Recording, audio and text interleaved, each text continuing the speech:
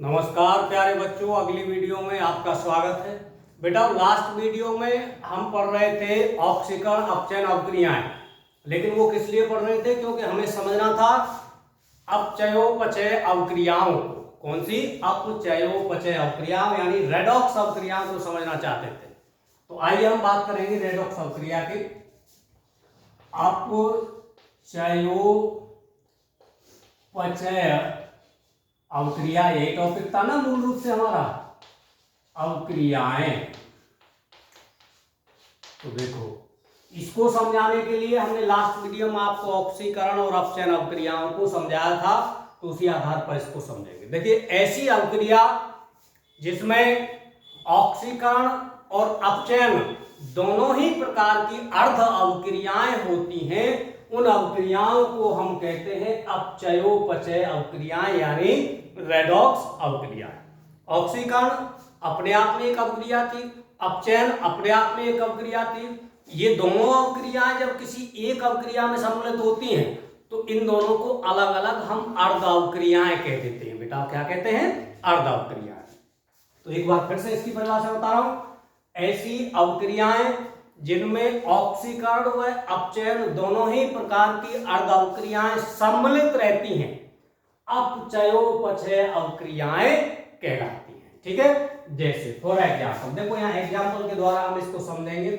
मैंने लिखा HgCl2 plus SnCl2 और ये दोनों मिलकर के बना रहे हैं Hg2Cl2 प्लस SnCl4।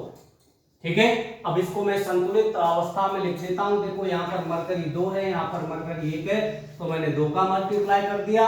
क्लोरीन 2 दूनी 4 और 2 6 और क्लोरीन 2 और 4 6, ये संतुलित अवस्था में है। लेकिन इस संपूर्ण रासायनिक अवक्रिया को यदि हम दृष्टिकोण से देखें, रासायनिक दृष्टिकोण से देखें, तो क्या देखने को मिल रहा है? इनमें पहचान करने की कोशिश करो कि क्या घटना हो रही है, कौन सी अर्ध अवक्रियाएं हो रही है। मीन्स ऑक्सीकरण हो रहा है कि अपचयन हो रहा है। तो देखो यहाँ पर ये HgCl2 है, लेकिन पहले एक Hg था, ये तो 2 हमने मल्टीप्लाई किया है इसको संतुलित करने के लिए।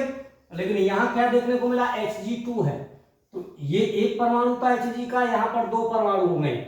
Hg जुड़ा है, जाहिर सी बात है यहाँ पर Hg जुड़ा है। और Hg कैसा होता है? धनावेशित होता है। कैसा होता है? धनावेशित, यानी विद्युत धनी तत्व का संयोग यहाँ पर हुआ है मेरे बच्चों। तो जब विद्युत धनी तत्व का संयोग होता है तो उस अवक्रिया को क्या नाम देते हैं? अपचयन अवक्रिया। क्या नाम देते हैं बेटा? अपचयन अवक्रिया। क्लियर है ना? अभी बताया था लास्ट वीडियो मैंने, अपचयन अवक्रिया। अच्छा, अब बात कर लेते हैं इसकी। इसमें देखो एक टिन है, यहाँ पर भी एक टिन है, कोई परिवर्तन नहीं है। यहाँ Cl2 है, यहाँ Cl4 है, तो अंतर पाया गया है। Cl कैसा होता है? विद्युत ऋणी होता है, क्योंकि उस पर Cl पर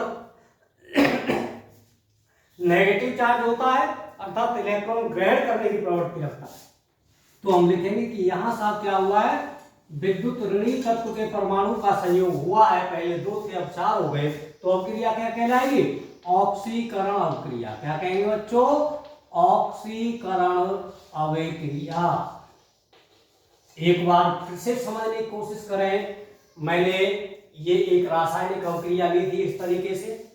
अब इसमें हमें देखना है कि क्या घटना यहाँ पर हुई है। पहले हमारे पास 2 मटेरियल थे, एक मटेरियल ये और एक मटेरियल ये। इन दोनों ने मिल करके आपस में ये 2 प्रोडक्ट यानी उत्पाद बनाए हैं। तो पहले में क्या देखने को मिल रहा है कि यहाँ पर एक Hg था, लेकिन यहाँ 2 Hg हो गए।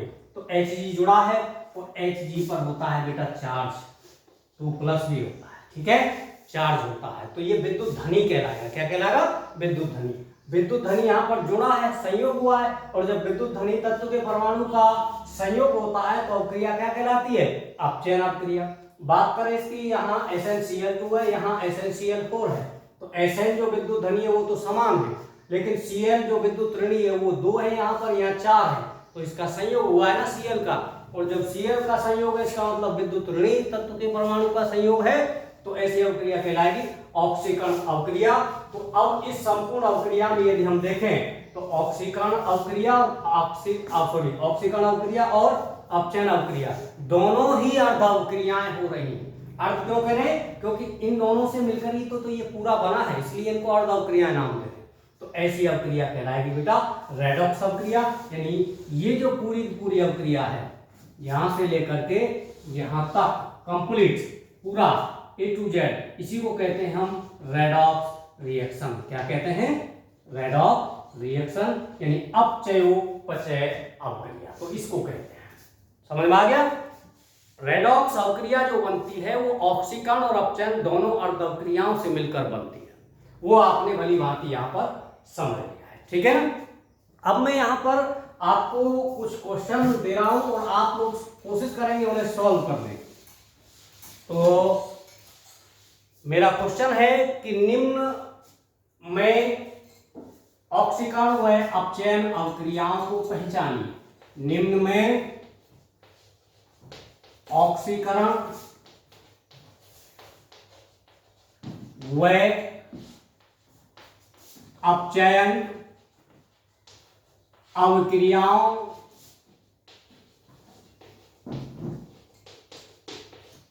को पहचान करनी है बेटा आपको,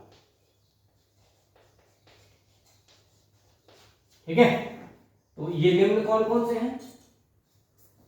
मैंने लिखा HgO प्लस,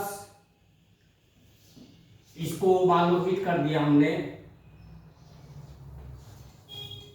तो ये बना यहां पर 2Hg प्लस O2 गैस। दूसरा मैंने लिखा Na2S, सॉरी NaH लिख देता प्लस O2, तो यहां पर ये चेंज हो गया Na2O प्लस H2 में। इसको संतुलित फॉर्म में लिख देता हूं। मैंने यहां पर 2 लगा दिया, यहां 4 लगा दिया और फिर यहां से 2 लगा दिया, ठीक है? ये 2 अवक्रिया है। अब इनमें आपको पहचानना है कौन सी ऑक्सीकरण अवक्रिया और कौन सी अपचयन अवक्रिया है। तो देखिए बेटा पहले वाले की ओर ध्यान देते हैं। पहले वाले में जो हमारा रिएक्टेंट है, यानी जो रॉ मटेरियल था जिससे हमें प्रोडक्ट बनाना है, वो था HgO। यानी HgO में Hg भी है और ऑक्सीजन तत्व का परमाणु भी सम्मिलित है। इसको जब हमने हीट किया तो ये दोनों अलग अलग हो गए। इसका मतलब क्या है? मरकरी का ये उत्पाद कहलाएगा। किसका प्रोडक्ट है ये? मरकरी का। तो जब इसको हीट किया गया तो इसमें से क्या निकल गया? ऑक्सीजन। ऑक्सीजन का निष्कासन क्या कहलाता है बच्चों? ऑक्सीजन का निष्कासन क्या कहलाएगा? अपचयन। ये कौन सी अवक्रिया है? अपचयन अवक्रिया। क्या कहेंगे बेटा? अपचयन अवक्रिया। बात करें इसके, सोडियम हाइड्राइड है, सोडियम का हाइड्राइड है, ये कंपाउंड है सोडियम का। ये ऑक्सीजन के साथ रिएक्ट हो रहा है, रिएक्ट होकर के ये वाले 2 प्रोडक्ट हमें दे रहा है। तो इसमें क्या देखने को मिल रहा है कि NaH था, Na के साथ H जुड़ा हुआ था, और अब हमें क्या देखने को मिल रहा है कि Na के साथ जो H था वो तो हट गया और उसके स्थान पर कौन जुड़ गया? ऑक्सीजन। यानी हाइड्रोजन का निष्कासन हुआ है, सीधी सी बात। ऑक्सीजन का संयोग भी कह सकते हैं इसको और हाइड्रोजन का निष्कासन भी कहेंगे। तो जब ये दोनों घटनाएं यहां पर हो रही है, ऑक्सीजन का संयोग है और हाइड्रोजन का निष्कासन है, तो अवक्रिया क्या कहलाएगी?